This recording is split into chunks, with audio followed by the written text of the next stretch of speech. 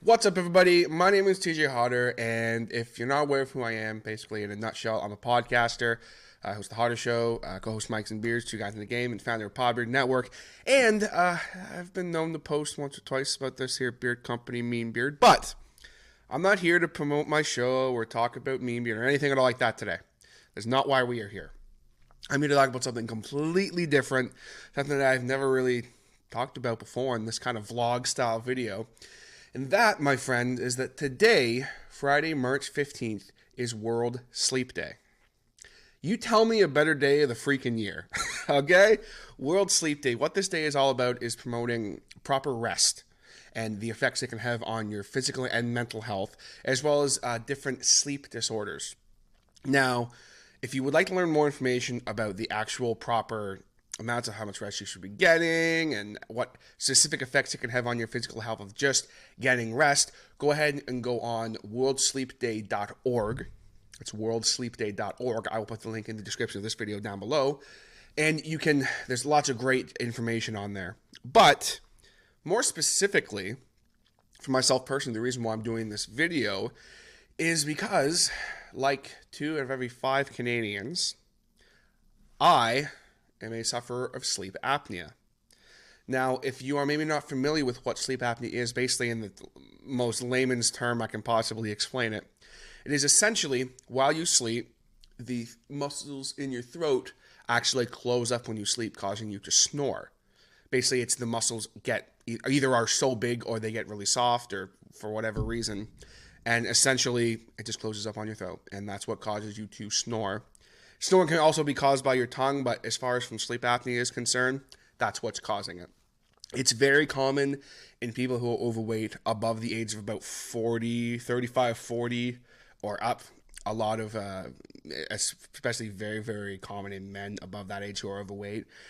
And also, in some cases, it can be genetic, and it can be in people even my age. I'm 27, and it is not that uncommon. I thought it was extremely uncommon for people in my age, but it really isn't. And that's why I wanted to make this video today, just to kind of put, in my own way, a little spin on someone's personal journey with sleep apnea. And basically, what an apnea is, if you are curious. Like, okay, I know what sleep is. What the hell is a sleep apnea? Basically, what an actual apnea is literally while you are sleeping, your throat will close up and it will stop you from breathing for a specific period of time. That is called an apnea. There's different types of apneas and stuff, but I'm not going to get into that today. This is not going to be a 20-minute long video or anything. But basically, this can happen throughout the night a few different times. Sleep apnea, from what I was told by my doctor, this is not anything I've done crazy amounts of research into, but just when I was diagnosed, I wanted to learn a little bit more about it so I could try and be an advocate for this disorder. Basically, most people have a couple apneas a night. That's not that weird. But anytime you get above that, like 15 times an hour mark, which is what an apnea is it can be spread throughout the night, or if you actually have sleep apnea, you'll have apneas throughout a specific time in an hour. Anything above 15 is considered you have sleep apnea. You should get yourself tested. You stop breathing 15 times in an hour. Now, that can be spread out throughout that full 60 minutes, or it can be all at once. You just don't really know, and that's kind of the issue with sleep apnea. It's a very unpredictable disorder. But in other cases, you have moderate to severe, which is anywhere from about 20 to about 30, and then severe, which is 30 to, I believe, 35. Now, you may be asking yourself, oh, like, what's your number, TJ? Me personally, on any given night, and this was the extreme end of things. When I did my study, I went for 2 sleep studies, and yeah, they weren't the funnest thing in the world, and they kind of suck and blah, blah, blah, but I do strongly implore you guys to go if you think you may have something going on. Even if it's not sleep apnea, it could be, there's so many different types of sleeping disorders. This video is just basically me talking about my experience with sleep apnea. But with me, I actually had 51 apneas an hour. Now, like I said, that's on the high side for an actual hour. My doctor said, or the gentleman who was running the test, more so the engineer or whatever you want to call him, he said that was probably a very bad hour, but that was kind of the average. He said sometimes it was as low as about 38, but it's that jump. Anything above like 40, you could easily die from. So, needless to say, that was a bit of a wake-up call in my life, and I was like, okay, all right, I guess I better get the machine and everything. So I wasn't going to get the machine, and for those of you who are wondering, what's this machine you keep talking about, I'm going to actually show you guys at least one part of the machine, because it's kind of tricky to show the whole machine on a video like this. But basically, what it is, it's called a CPAP machine, and it essentially takes air out of the room, feeds it through a tube that then feeds it into either a nose or a mouth, like a full face mask that basically blows air into your throat or your nose to keep the actual airway open while you sleep. So you do not have apneas, or you have very little amount of apneas. So that must be kind of weird, right? And this is something that I've never really seen before. Unless I missed something, and please, if you're someone who's watching this, who's like, I do vlogs on that, please send them to me, because I just couldn't find them. I've never seen anybody who is not trying to sell me a product put on their actual mask on a video like this and show people, hey, here's what's up. I don't know if it's some weird, embarrassing thing. I don't know.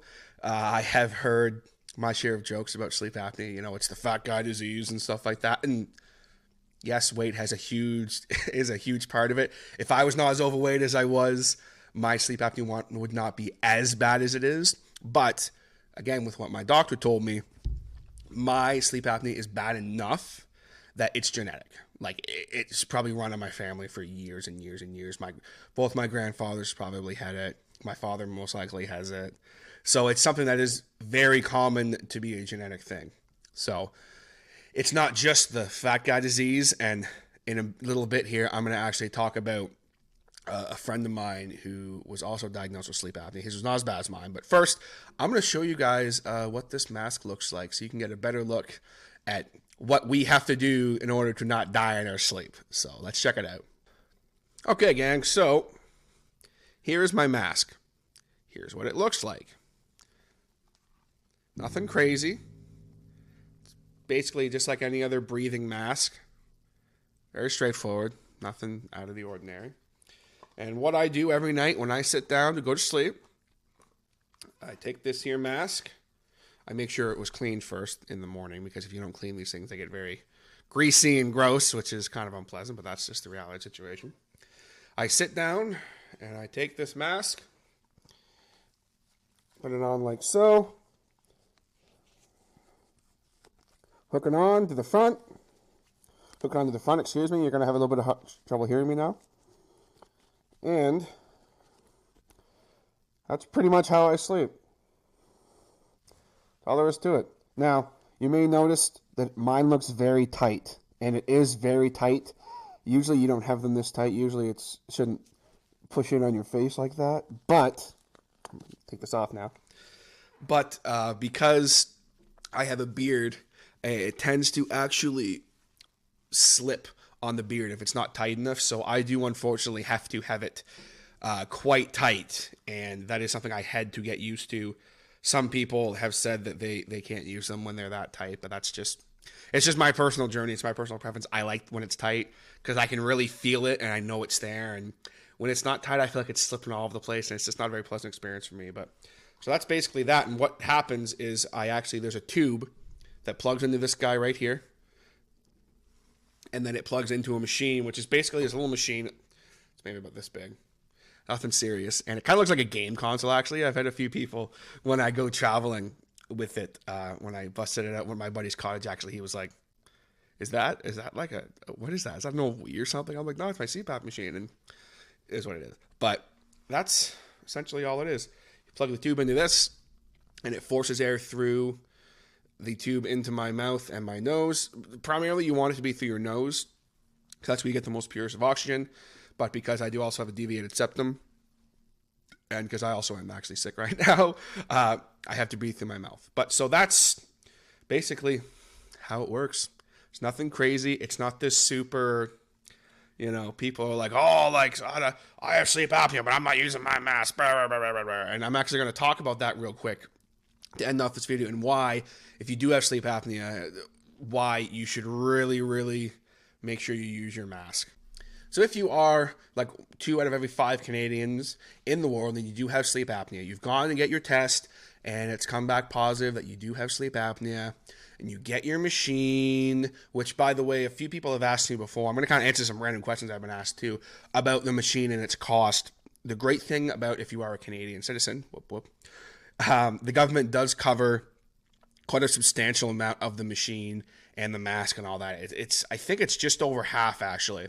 These machines can run anywhere from $1,500 to $3,000 depending on what you get, which seems like a substantial amount of money. But when you think about it logically, this machine's keeping you alive, folks. So I was happy to pay the money so I wouldn't die.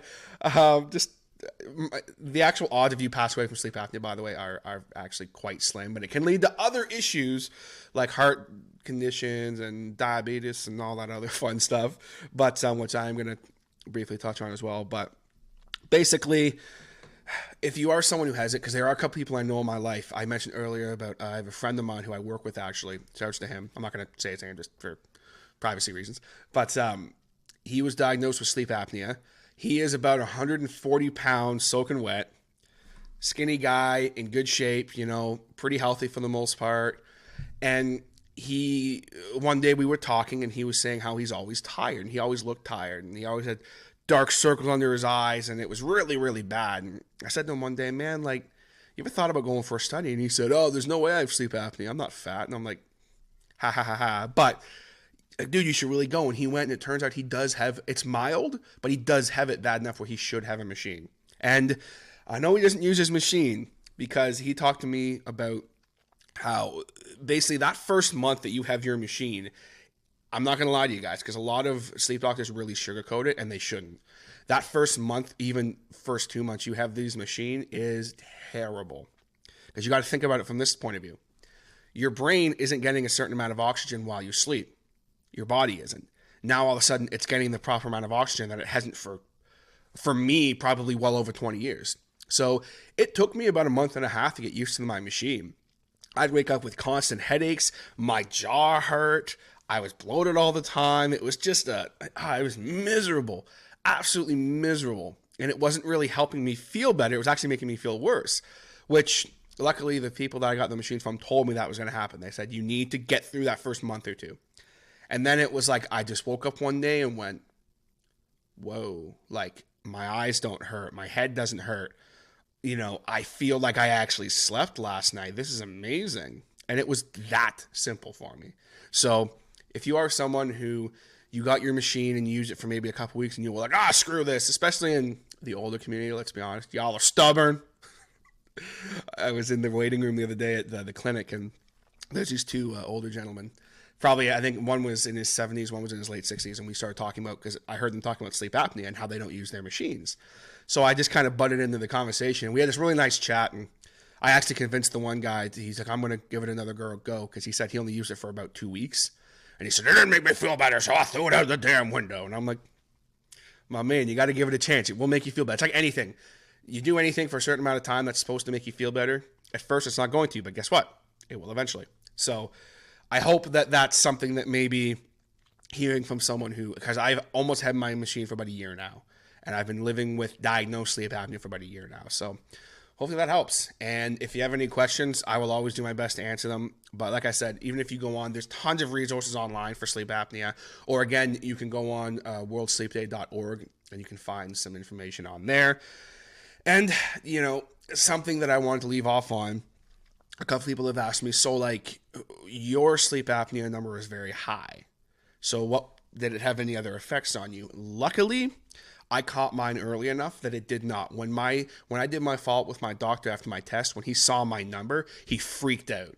He pulled me in another room and he started checking my blood pressure and listening to my heart, and he was freaking out. But after he did some basic tests on me, he was okay. Like, he's like, yeah, you're overweight, but like, other than that, you're actually pretty healthy.